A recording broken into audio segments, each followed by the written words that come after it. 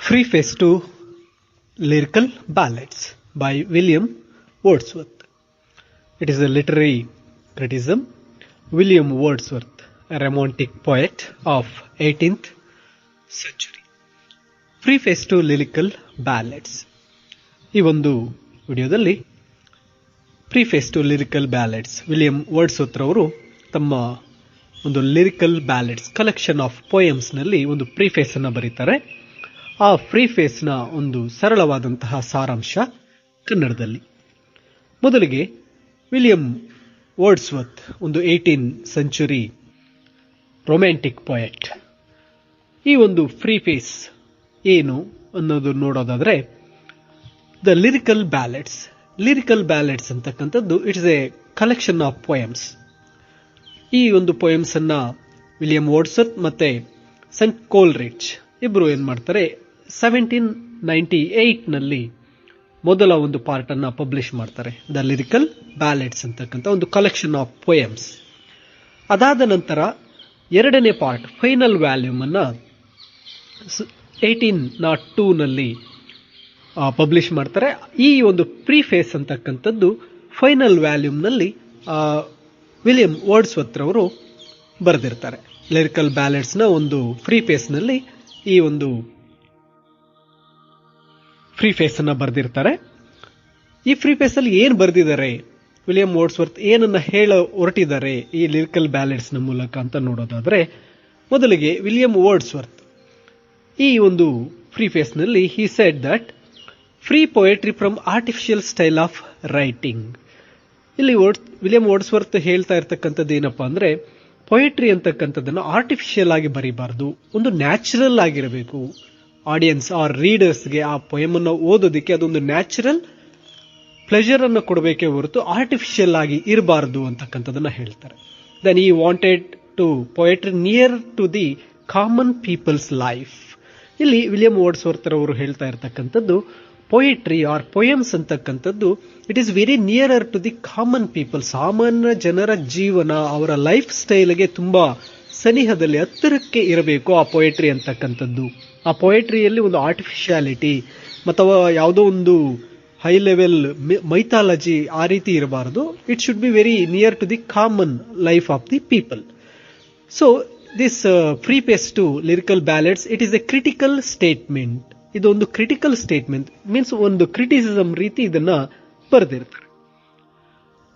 ಈ ಒಂದು preface to Lyrical ಬ್ಯಾಲೆಡ್ಸ್ ನಲ್ಲಿ ಆ ವಿಲಿಯಂ ವರ್ಡ್ಸ್ವರ್ತ್ ರವರು ಹೇಳ್ತಕ್ಕಂಥ ವಿಷಯಗಳು 4 ಇರುತ್ತೆ. 4 ಈ ಪ್ರಿಫೇಸ್ ನಲ್ಲಿ 4 ಫ್ಯಾಕ್ಟರ್ಸ್ ಅನ್ನ ಹೇಳ್ತಾ ಹೋಗ್ತಾರೆ. ಮೊದಲನೇದಾಗಿ poetry, what is poetry, then poet, who is the poet, the value of poetry, ಪೊಯೆಟ್ರಿಯ ಒಂದು ವ್ಯಾಲ್ಯೂ ಬಗ್ಗೆ. ಅದಾದ ನಂತರ poetic diction, means poetic language ಹೇಗಿರಬೇಕು, ಮೀನ್ಸ್ ಪೊಯಮ್ಸ್ ನ ಲ್ಯಾಂಗ್ವೇಜ್ ಹೇಗಿರಬೇಕು ಅಂತಕ್ಕಂಥದನ್ನ ಹೇಳ್ತಾರೆ. ಮೊದಲಿಗೆ ಪೊಯೆಟ್ರಿಯನ್ನ ನೋಡೋದಾದ್ರೆ, according to Williams Wordsworth, poetry is spontaneous overflow of powerful feelings recollected in tranquillity. This is the very famous statement, the meaning of poetry given by William Wordsworth. It is spontaneous overflow of powerful feelings recollected in tranquility. ಇಲ್ಲಿ ಈ ಒಂದು statement ಅರ್ಥ ಏನು ಹೇಳ್ತಾರೆ William Wordsworth ಅವರ ಪ್ರಕಾರ ಅಂದ್ರೆ, ಕವಿಯಾದಂತಹವರು ತಾವು ನೋಡ್ತಕ್ಕಂಥ ಒಂದು ದೃಶ್ಯಗಳನ್ನ, ಆ ಪವರ್ಫುಲ್ ಫೀಲಿಂಗ್ಸ್ ಅನ್ನ ಮನಸ್ಸಿನಲ್ಲಿಟ್ಟು ಒಂದು ಪೀಸ್ಫುಲ್ ಪ್ಲೇಸ್ ಅಲ್ಲಿ, ಪ್ರಶಾಂತವಾದ ಸ್ಥಳದಲ್ಲಿ ಕುಳಿತು ಅವುಗಳನ್ನ ರೀಕಲೆಕ್ಟ್ ಮತ್ತೆ ಇಮ್ಯಾಜಿನ್ ಮಾಡಿಕೊಂಡು ಅದನ್ನ ಒಂದು ಪೊಯಮ್ನ ರೂಪದಲ್ಲಿ, ಒಂದು ಇಮ್ಯಾಜಿನೇಷನ್ ಅನ್ನ ಇಟ್ಕೊಂಡು ಪೊಯಮ್ನ ರೂಪದಲ್ಲಿ ಬರೀತಕ್ಕಂಥದ್ದನ್ನೇ ಪೊಯೆಟ್ರಿ ಅಂತ ಹೇಳಿದ್ದಾರೆ. ಇಲ್ಲಿ ಆ ಪೊಯೆಟ್ರಿಗೆ emotions are raw materials needed to create a poem. ತಾವು ನೋಡಿರ್ತಕ್ಕಂತಹ ಒಂದು ಸೀನರಿ, ನೋಟಗಳು, ದೃಶ್ಯಗಳನ್ನ, ಆ ದೃಶ್ಯಗಳಿಗೆ ಒಂದು ಎಮೋಷನ್ಸ್ ಅನ್ನ ಮಿಕ್ಸ್ ಮಾಡಿ ಕ್ರಿಯೇಟಿವ್ ರೀತಿಯಲ್ಲಿ ಅದಕ್ಕೊಂದು ಸೃಜನಾತ್ಮಕತೆಯನ್ನು ಕೊಟ್ಟು ಬರೀತಕ್ಕಂಥವು ಪೊಯಮ್ಸ್ ಆಗಿರುತ್ತೆ. ಇಲ್ಲಿ ಪೊಯಮ್ಸ್ಗೆ raw materials are emotions and recollects is feelings sitting in peace with help of imagination writes a poem. ಇಲ್ಲಿ ಪೊಯೆಟ್ ಆಗಿರ್ತಕ್ಕಂಥವ್ರು ಈ ಪೊಯಮ್ ಅನ್ನ ಹೇಗೆ ಬರೀಬೇಕು ಅಂದ್ರೆ, ಅವರ ಒಂದು ಫೀಲಿಂಗ್ಸ್ ಮತ್ತೆ ಎಮೋಷನ್ಸ್ ಅನ್ನ ರೀಕಲೆಕ್ಟ್, ಇಮ್ಯಾಜಿನೇಷನ್ ಅನ್ನ ಮಾಡಿಕೊಂಡು ಸಿಟಿಂಗ್ ಇನ್ ಎ ಪೀಸ್, ಒಂದು ಪ್ರಶಾಂತವಾದ ಸ್ಥಳದಲ್ಲಿ ಒಂದು ಪ್ರಶಾಂತವಾಗಿ ಕುಳಿತು with the help of his imagination, ಕವಿ ತನ್ನ ಒಂದು ಇಮ್ಯಾಜಿನೇಷನ್ ಮೂಲಕ, ತನ್ನ ಕ್ರಿಯೇಟಿವಿಟಿ ಮೂಲಕ ತಾನು ನೋಡಿರ್ತಕ್ಕಂಥ ತನ್ನ ಫೀಲಿಂಗ್ಸ್ ಅನ್ನ ಬರೀತಕ್ಕಂಥದ್ದೇ ಪೊಯಮ್ ಅಂತ ಹೇಳಿ ವಿಲಿಯಂ ವರ್ಡ್ಸ್ವರ್ತ್ ರವರು ಈ ಪ್ರಿಫೇಸ್ ನಲ್ಲಿ ತಿಳಿಸ್ತಾರೆ. ಇದರ ಅರ್ಥ ಇಷ್ಟೇ, ಒಬ್ಬ ಕವಿಯಾದಂತಹವರು ನೋಡಿರ್ತಕ್ಕಂತಹ ದೃಶ್ಯಗಳನ್ನ, ನೋಟಗಳನ್ನ, ತನ್ನ ಫೀಲಿಂಗ್ಸ್ ಅನ್ನ ಇಟ್ಟು ಒಂದು ಪ್ರಶಾಂತವಾದ ಸ್ಥಳದಲ್ಲಿ ಪ್ರಶಾಂತವಾಗಿ ಕುಳಿತು ತನ್ನ ಇಮ್ಯಾಜಿನೇಷನ್ ಮುಖಾಂತರ ಆ ಒಂದು ಫೀಲಿಂಗ್ಸ್ಗೆ ಪದಗಳನ್ನು ಕೊಟ್ಟು ಪೊಯಮ್ ಅನ್ನ ಬರೀತಕ್ಕಂಥದ್ದು ಅಂತ, ಅಥವಾ ಅದನ್ನು ಬರೀತಕ್ಕಂತಹ ಸಾಲಗಳಿಗೆ ಪೊಯೆಟ್ರಿ ಅಂತ ಹೇಳಿ ವಿಲಿಯಂ ವರ್ಡ್ಸ್ವರ್ತ್ ರವರು ತಿಳಿಸಿರ್ತಾರೆ. ಅಂಡ್ ನೆಕ್ಸ್ಟ್ ಈ ಒಂದು ಲಿರಿಕಲ್ ಬ್ಯಾಲೆಡ್ಸ್ ಪ್ರಿಫೇಸ್ ನಲ್ಲಿ ಹೇಳಿರ್ತಕ್ಕಂಥದ್ದು ಎ ಪೊಯೆಟ್.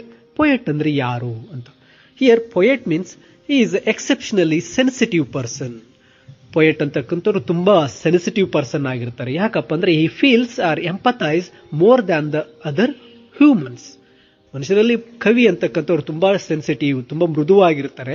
ಯಾಕಂದ್ರೆ ಅವರು ಬೇರೆ ಮನುಷ್ಯರಿಗಿಂತ ಹೆಚ್ಚಾಗಿ ತುಂಬಾ ಫೀಲಿಂಗ್ಸ್ ಅನ್ನ ಇಟ್ಕೊಂಡಿರ್ತಾರೆ, ಮತ್ತೆ ಕರುಣೆ ಅಂತಕ್ಕಂಥದ್ದು ಹೆಚ್ಚಾಗಿರುತ್ತೆ. And poet has a comprehensive soul. Comprehensive soul ಅಂದ್ರೆ ಪೊಯೆಟ್ಗೆ ಎಲ್ಲವನ್ನ ಅರ್ಥ ಮಾಡ್ಕೊಳ್ತಕ್ಕಂಥ, ಬೇರೆಯವರ ಫೀಲಿಂಗ್ಸ್ ಅನ್ನ, ನೋವುಗಳನ್ನ ಅರ್ಥ ಮಾಡ್ಕೊಳ್ತಕ್ಕಂಥ ಒಂದು ಗುಣ ಹೆಚ್ಚಾಗಿರುತ್ತೆ. ಅದಕ್ಕೆ ಅವರನ್ನ ಪೊಯೆಟ್ ಅನ್ನ ಕಾಂಪ್ರಹೆನ್ಸಿವ್ ಸೋಲ್ ಅಂತ ಕರೆದಿದ್ದಾರೆ. ಎರಡನೇದಾಗಿ poet a man of speaking to men. ಇಲ್ಲಿ ವಿಲಿಯಂ ವರ್ಡ್ಸ್ವರ್ತ್ ಅವರು ಹೇಳ್ತಾ ಇರ್ತಕ್ಕಂಥದ್ದು poet a man speaking to men. Poet ಅಂತಕ್ಕಂಥವ್ರು ಬೇರೆ ಜನರ ಜೊತೆಗೆ ಮಾತಾಡತಕ್ಕಂಥ ಒಬ್ಬ ವ್ಯಕ್ತಿ. Every poet is a good teacher. ಇಲ್ಲಿ a man speaking to men. Poet ಅಂದ್ರೆ ಒಬ್ಬ ವ್ಯಕ್ತಿ ಬೇರೆ ಎಲ್ಲಾ ಜನರ ಜೊತೆಗೆ ತನ್ನ ಪೊಯಮ್ಸ್ ನ ಮೂಲಕ ಎಲ್ಲರಿಗೂ ಸಹ ಎಲ್ಲರ ಜೊತೆ ಮಾತಾಡ್ತಾನೆ. So every poet is a teacher. Through their poetry they are teaching to the people, readers. Poems ನ ಮೂಲಕ ಒಬ್ಬ ಪೊಯೆಟ್ ಎಲ್ಲರಿಗೂ ಸಹ ಒಂದು ಟೀಚಿಂಗ್ ಅನ್ನ, ತನ್ನ ಒಂದು ಭಾವನೆಗಳಾಗಿರ್ಬೋದು, ಒಂದು ಮಾರಲ್ಸ್ ಆಗ್ಬೋದು ಹೇಳೋದ್ರಿಂದ poet is a teacher. And he can enlight other human beings. Poet ಆಗಿರ್ತಕ್ಕಂಥವರು ಬೇರೆ ಎಲ್ಲ ಮನುಷ್ಯರನ್ನ ಎನ್ಲೈಟನ್ ಮೀನ್ಸ್ ಅವರಿಗೆ ಜ್ಞಾನವನ್ನು ತುಂಬತಕ್ಕಂಥ ವ್ಯಕ್ತಿಯಾಗಿದ್ದಾರೆ ಅಂತ. Third point, extraordinary strong imagination. A poet should have a extraordinary strong imagination. Poet ಆಗಿರ್ತಕ್ಕಂಥವ್ರಿಗೆ ತುಂಬಾ ಸ್ಟ್ರಾಂಗ್ ಇಮ್ಯಾಜಿನೇಷನ್ ಇರಬೇಕು. ಇಲ್ಲಿ ವಿಲಿಯಂ ವರ್ಡ್ಸ್ವರ್ತ್ ರವರು ಒಂದು ಡ್ಯಾಫೋಡಿಲ್ ಪೊಯಮ್ ಅಲ್ಲೇ ಹೇಳ್ತಾರಲ್ವಾ, daffodil tossing their heads, I walking like lonely cloud ಅಂತ. ಆ ಒಂದು ಹೂವು ಅಲುಗಾಡೋದು, ನೀರಲ್ಲಿರ್ತಕ್ಕಂಥ ಹೂವನ್ನ ಇಟ್ಕೊಂಡು ಪೊಯಮ್ ಅನ್ನ ಬರೀತಾರೆ ಅಂದಾಗ ಅಲ್ಲಿ ಎಷ್ಟು ಇಮ್ಯಾಜಿನೇಷನ್ ಇರಬೇಕು ಅಂತ. So poet is a have a very extraordinary strong imagination. Imagination makes beautiful poem. ಇಲ್ಲಿ ಪೊಯೆಟ್ಗೆ ತುಂಬಾ ಸ್ಟ್ರಾಂಗ್ ಇಮ್ಯಾಜಿನೇಷನ್ ಇದ್ದಾಗ then only the poet can make his poem beautiful. ತನ್ನ ಒಂದು ಪದ್ಯವನ್ನು ತುಂಬಾ ಸುಂದರವಾಗಿ ಬರೀಬಹುದು ಅಂತ ಹೇಳ್ತಾರೆ. ಅಂಡ್ ನೆಕ್ಸ್ಟ್ ಈ ಪ್ರಿಫೇಸ್ ನಲ್ಲಿ ವಿಲಿಯಂ ವರ್ಡ್ಸ್ವರ್ತ್ ರವರು ಹೇಳಿರ್ತಕ್ಕಂಥದ್ದು value of poetry, value of poem. ಇಲ್ಲಿ ಒಂದು ವ್ಯಾಲ್ಯೂ ಆಫ್ ಪೊಯೆಟ್ರಿ ಅಂತ ನೋಡೋದಾದ್ರೆ, poetry makes readers sensitive and human. ಇಲ್ಲಿ ಪೊಯೆಟ್ರಿ ಅಂತಕ್ಕಂಥದ್ದು ರೀಡರ್ಸ್, ಆ ಪೊಯೆಟ್ರಿಯನ್ನು ಓದ್ತಕ್ಕಂತಹ ಒಂದು ರೀಡರ್ಸ್ ಅಲ್ಲಿ it makes them sensitive and human. ಅವರನ್ನ ತುಂಬಾ ಸೆನ್ಸಿಟಿವ್ ಮಾಡುತ್ತೆ ಮತ್ತೆ ಹ್ಯೂಮನ್, ಮಾನವರನ್ನಾಗಿ ಮಾಡುತ್ತೆ. Then the value of poetry teach moral values. Poetry ಅಂತಕ್ಕಂಥದ್ದು ಮಾರಲ್ ವ್ಯಾಲ್ಯೂಸ್, ಮೌಲ್ಯಗಳನ್ನ ಟೀಚ್ ಮಾಡುತ್ತೆ. Gives a pleasure. Poetry gives pleasure to the readers. ಓದ್ತಕ್ಕಂಥವ್ರಿಗೆ ಒಂದು ಪ್ಲೆಜರ್, ಆಹ್ಲಾದ ಅಂತ ಕರಿತೀವಿ, ಮುದವನ್ನ ನೀಡುತ್ತೆ, ಹಿತವನ್ನ ನೀಡುತ್ತೆ. Teaches philosophical values. ಆ ಒಂದು ಪೊಯೆಟ್ರಿ ಅಂತಕ್ಕಂಥದ್ದು ಫಿಲಾಸಫಿಕಲ್ ವ್ಯಾಲ್ಯೂಸ್ ಅನ್ನ ಟೀಚ್ ಮಾಡುತ್ತೆ. Poetry can regenerate man kind. ಇಲ್ಲಿ ಪೊಯೆಟ್ರಿ ಅಂತಕ್ಕಂಥದ್ದು ಮನುಷ್ಯರಲ್ಲಿ ರೀಜನರೇಟ್ ಅನ್ನ ಮಾಡುತ್ತೆ. ಮೀನ್ಸ್ ಆ ಮನುಷ್ಯರಲ್ಲಿ ಒಳ್ಳೆಯ ವ್ಯಾಲ್ಯೂಗಳನ್ನು ತುಂಬಿ ಮನುಷ್ಯರನ್ನ ರೀಜನರೇಟ್ ಆಗಿ ಮಾಡುತ್ತೆ. Then it is fruit and flower of knowledge. Poetry is a fruit and flower of knowledge. And the poetry it's image of nature. Poetry ಅಂತಕ್ಕಂಥದ್ದು it is a image of nature. Because ಇಲ್ಲಿ poet William Wordsworth ಏನ್ ಮಾಡ್ತಾ ಇದ್ದಾರೆ, ಅವರ poem ಅನ್ನ common peoples means natural life ಅನ್ನ ಸಾಮಾನ್ಯ ಜನರಿಗೆ ಅರ್ಥ ಆಗೋ ರೀತಿಯಲ್ಲಿ, ಸಾಮಾನ್ಯ ಜನರು ನೋಡ್ತಕ್ಕಂತಹ ಒಂದು ಪ್ರತಿನಿತ್ಯದ ಘಟನೆಗಳು, ದೃಶ್ಯಗಳನ್ನ ನಾವು ಅವರಿಗೆ ಪೊಯೆಟ್ರಿ ರೂಪದಲ್ಲಿ ಇಮ್ಯಾಜಿನೇಷನ್ ಮಾಡಿ ಅವುಗಳನ್ನು ಇನ್ನೂ ಅದ್ಭುತವಾಗಿ ಸುಂದರವಾಗಿ ಕೊಡಬೇಕು ಅಂತ ಹೇಳ್ತಕ್ಕಂಥ ವ್ಯಕ್ತಿ. ಸೊ ಈ saying the value of poetry is it is the image of nature. ಇದೊಂದು ಪ್ರಕೃತಿಯ ಇಮೇಜ್ ಆಗಿರುತ್ತೆ ಪೊಯೆಟ್ರಿ ಅಂತಕ್ಕಂಥದ್ದನ್ನ ಹೇಳ್ತಾರೆ. ಅಂಡ್ ನೆಕ್ಸ್ಟ್ ಕೊನೆಯದಾಗಿ poetic diction means poetic language. ಆ ಒಂದು ಪೊಯೆಟ್ರಿಯ ಲ್ಯಾಂಗ್ವೇಜ್ ಹೇಗಿರಬೇಕು ಅನ್ನೋದ್ರ ಬಗ್ಗೆ ಹೇಳ್ತಾರೆ. Here William Wordsworth, ancient poets are neo classical poets are artificial. Ancient ಪ್ರಾಚೀನದ ಕಾಲದ ಕವಿಗಳು, neo classical age poets are artificial. ಅವ್ರು ತುಂಬಾ ಆರ್ಟಿಫಿಷಿಯಲ್ ಆಗಿ ಬರೆದಿದ್ದಾರೆ. ಅವ್ರು ಬರೆದಿರ್ತಕ್ಕಂಥ ಪೊಯಮ್ಸ್ ಅನ್ನ ಕಾಮನ್ ಪೀಪಲ್ ಓದ್ಬೇಕಂದ್ರೆ ಅದು ಅರ್ಥ ಆಗೋದಿಲ್ಲ. ಯಾವುದೋ ಒಂದು ಮೈಥಾಲಜಿ ಬಹಳ ಅವ್ರಿಗೆ ಅರ್ಥ ಆಗೋದ ರೀತಿಯಲ್ಲಿ, and they are using more and more meters or figures of speech. ಅದು ಕಾಮನ್ ಜನರಿಗೆ ಓದೋದಿಕ್ಕೆ ಆಗೋದಿಲ್ಲ, ಕಾಮನ್ ಲ್ಯಾಂಗ್ವೇಜ್ ಅಲ್ಲಿ ಇಲ್ಲ ಅಂತ ಹೇಳ್ತಾರೆ. ಜೊತೆಗೆ they are figures of speech is organic to poem. Figures of speech ಅನ್ನು ಯೂಸ್ ಮಾಡಬಾರ್ದು ಅಂತ ಹೇಳಿ ವಿಲಿಯಂ ವರ್ಡ್ಸ್ವರ್ತ್ ಹೇಳ್ತಾ ಇಲ್ಲ, ಬಟ್ ಅದು ಒಂದು organic form to the poem ಆಗಿರಬೇಕು. Then they are not added like a jewels. ಆ ಒಂದು ಫಿಗರ್ಸ್ ಆಫ್ ಸ್ಪೀಚ್ ಅನ್ನ ಒಂದು ಜ್ಯುವೆಲ್ಸ್ ರೀತಿ ಇಡೀ ಪೊಯಮ್ ಅನ್ನು ಶೃಂಗಾರ ಮಾಡೋದಕ್ಕೆ ಇಡಬಾರದು ಅಂತ ಹೇಳ್ತಾರೆ. ದೆನ್ ಆ ಒಂದು ಪೊಯೆಟಿಕ್ ಲ್ಯಾಂಗ್ವೇಜ್ ನಲ್ಲಿ ವಿಲಿಯಂ ವರ್ಡ್ಸ್ವರ್ತ್ ಅವರು ಹೇಳ್ತಾರೆ, uses the language of common men.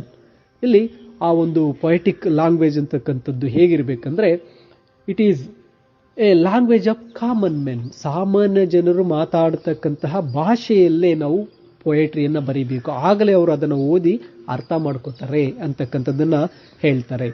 Common ಮೆನ್ಗೆ, common ಜನರಿಗೆ, ಸಾಮಾನ್ಯ ಜನರ ಭಾಷೆಯಲ್ಲೇ ಪೊಯೆಟ್ರಿಯನ್ನು ಬರೆದಾಗ it is very near to their life. ಅವರ ಲೈಫ್ ಸ್ಟೈಲ್ಗೆ ಇರ್ತಕ್ಕಂಥ ಇಮೇಜಸ್ ಅನ್ನು ತಗೊಂಡು ಅವರು ಮಾತಾಡ್ತಕ್ಕಂಥ ಭಾಷೆಯಲ್ಲೇ ಬರೆದಾಗ ಮಾತ್ರನೇ ಅದು ತುಂಬಾ ಚೆನ್ನಾಗಿ ರೀಡರ್ಸ್ ಅನ್ನ ರೀಚ್ ಆಗುತ್ತೆ ಅನ್ನೋದನ್ನ ಹೇಳ್ತಾರೆ.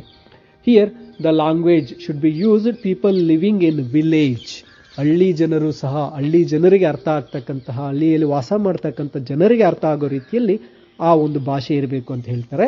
And natural language. Here the people who are all living in villages and rural areas they are all speaking natural language. ಸಾಮಾನ್ಯ ಭಾಷೆ, ಎಲ್ಲರೂ ಬಳಸ್ತಕ್ಕಂಥ ಒಂದು ಭಾಷೆಯನ್ನು ಬಳಸ್ತಾ ಇರ್ತಾರೆ. ಆ ಭಾಷೆಯಲ್ಲೇ ಪೊಯೆಟ್ರಿಯನ್ನು ಬರೆದಾಗ ಅದು ಅವರಿಗೆ ತುಂಬಾ ರೀಚ್ ಆಗುತ್ತೆ ಅಂತ ಹೇಳ್ತಾರೆ. ಕೊನೆಯದಾಗಿ ವಿಲಿಯಂ ವರ್ಡ್ಸ್ವರ್ತ್ ಹೇಳ್ತಾರೆ, he is using rustic language means natural language ಅನ್ನ ಯೂಸ್ ಮಾಡಿ ಪೊಯೆಟ್ರಿಯನ್ನ ಬರಿಬೇಕು ಅಂತ ಹೇಳಿ ತಮ್ಮ ಈ ಒಂದು ಪ್ರಿಫೇಸ್ ಟು ಲಿರಿಕಲ್ ಬ್ಯಾಲೆಡ್ಸ್ ನಲ್ಲಿ ವಿಲಿಯಂ ವರ್ಡ್ಸ್ವರ್ತ್ ತಿಳಿಸ್ಕೊಡ್ತಾರೆ. ಅಂಡ್ ಮೇನ್ಲಿ ಕೋಲ್ರಿಡ್ಜ್ ಏನ್ ಮಾಡ್ತಾರೆ, ಈ ಒಂದು ಪೊಯೆಟಿಕ್ ಲ್ಯಾಂಗ್ವೇಜ್ ನ ಬಗ್ಗೆ ಕ್ರಿಟಿಸೈಸ್ ಮಾಡ್ತಾರೆ. ವಿಲಿಯಂ ವರ್ಡ್ಸ್ವರ್ತ್ ಅವರನ್ನ ಕೋಲ್ರಿಡ್ಜ್ ಅವರು ಕ್ರಿಟಿಸೈಸ್ ಮಾಡ್ತಾರೆ. William Wordsworth shed he is using natural language or rustic language which is used by the common people. Common people use ಮಾಡ್ತಕ್ಕಂಥ ಲ್ಯಾಂಗ್ವೇಜ್ ಅಲ್ಲಿ ಪೊಯೆಟ್ರಿಯನ್ನು ಬರೀಬೇಕು ಅಂತ ವಿಲಿಯಂ ವರ್ಡ್ಸ್ವರ್ತ್ ಅವರು ಹೇಳಿದ್ದಾರೆ. But is not following the same. Coleridge ಹೇಳ್ತಕ್ಕಂಥದ್ದು William Wordsworth is not following the same ಏನು natural language are the language used by the people are rustic language. William Wordsworth ಅವರು ಹೇಳಿರೋ ಪ್ರಕಾರ rustic language are natural language are language used by common people ಅಂತ ಹೇಳಿದ್ದಾರೆ. But is not following that. ಆದರೆ William Wordsworth ಅವರು ಅದನ್ನು follow ಮಾಡಲಿಲ್ಲ. ಅವರ ಪೊಯಮ್ಸ್ ಅಲ್ಲಿ is not using the same. ಅವ್ರು ಹೇಳಿರೋ ಹಾಗೆ ಆ ಒಂದು common or natural or simple language ಅನ್ನು ಅವರು ಬಳಸಿಲ್ಲ. ಅವರು ಸಹ ಏನ್ ಮಾಡಿದ್ದಾರೆ, ಆರ್ಟಿಫಿಷಿಯಲ್ ಲ್ಯಾಂಗ್ವೇಜ್ ಅನ್ನ ಬಳಸಿದ್ದಾರೆ ಅಂತ ಕೋಲ್ರಿಡ್ಜ್ ಏನ್ ಮಾಡ್ತಾರೆ, ಈ ಒಂದು ಪೊಯೆಟಿಕ್ ಲ್ಯಾಂಗ್ವೇಜ್ ನ ಬಗ್ಗೆ ವಿಲಿಯಂ ವರ್ಡ್ಸ್ವರ್ತ್ ಅವರನ್ನ ಕ್ರಿಟಿಸೈಸ್ ಮಾಡ್ತಾರೆ. Okay, see this is a very short summary of Preface to Lyrical Ballads by William Wordsworth.